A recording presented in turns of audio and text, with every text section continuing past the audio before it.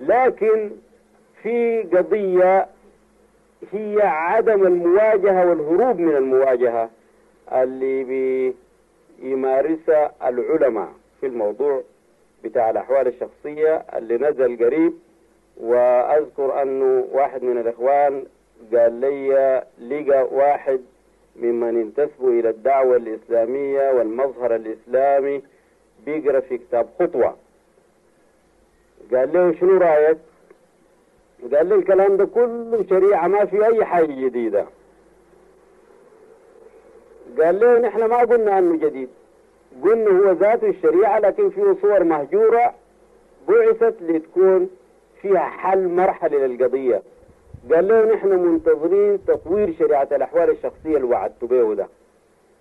فلما خرج تطوير شريعة الأحوال الشخصية ما وجدنا غير الصمت منهم، وحتى الصحف ما مشت في المستوى اللي كان بدت به أو مطلوب منها. ونحن دائما الجمهوريين بنلاحظ أنه كأنما في مؤامرة صمت، بنقول ضد الفكر الجمهوري كأنما في مؤامرة صمت.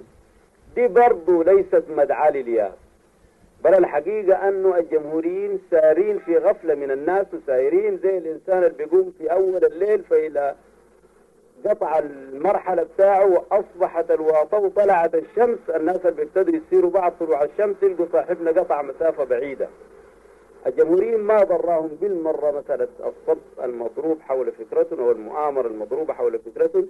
الفكرة كل يوم بتتضح في صدورهم ويملكوها أكثر، حتى إذا جاء الوعد اللي يقول الذين يجادلون في الله من بعد ما استجيب له حجتهم داحضة عند ربهم.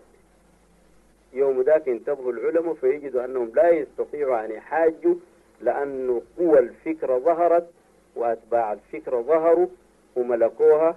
ويجد الإنسان المعارض بجهالة من يرد عليه في البص، ومن يرد عليه في المكهة، ومن يرد عليه في الشارع، ومن يرد عليه في أي حارة من الحواري. لكن أنا أفتكر أنه مع اهتمامنا بالجامعيين وبالمثقفين اهتمامنا بالشعب يجب أن يكون أكثر. وهم في الحقيقة نحن دائما بنوكد المعنى ده، أن الناس البسط السذج ما عندهم التزام مسبق فطر أسلم من الفطر اللي انزغلت بالتحصيل وبالادعاء، وبيفهموا بيشعروا الحق واضح عندهم.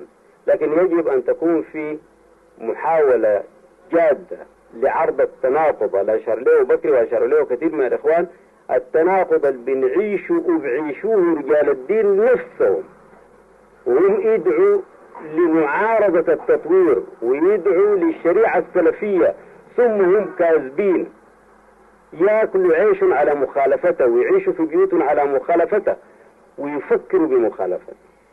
التناقضات دي بتكون واضحة جدا للشعب إذا ما عرضت عليه، ونحن اتجاهاتنا يجب أن تكون فعلا للشعب عامة، ويظهار الحقيقة الكبيرة له أنه المسائل دي فيها كذب كبير جدا بيلتزموه الناس اللي بيعيشوا ويدعوا باسم الدين، وهي في الحقيقة مؤخرة للدين، وهم بيقوموا بدور الصديق الجاهل اللي أحسن منه العدو العاقل، وفعلا بيخرج الدين من معتركه ليكون منافس للأفكار الكبيرة اللي عايزة تستحوذ على العالم، وبصورة خاصة الأفكار المادية.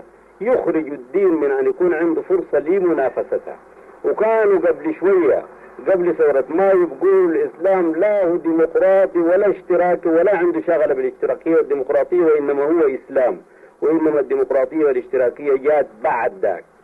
ثم لما قامت ثورة مايو أصبحوا يكتبوا عن الاشتراكية في الإسلام بجهالة لا تشرف الإسلام ولا تشرف أي فكر. فمثل التناقضات اللي بيعيشوها وعدم الصدق اللي بيعيشوه يجب أن يعرض على الشعب، ومن المؤكد أنه ده بيسقط هيبتهم إسقاط تام، وبسقوط هيبتهم بينفتح الطريق لأن يسمعوا الناس الفكر الإسلامي الصافي الصحيح اللي عنده فرصة لينافس الأفكار المادية الخاطئة ويطردها من الميدان.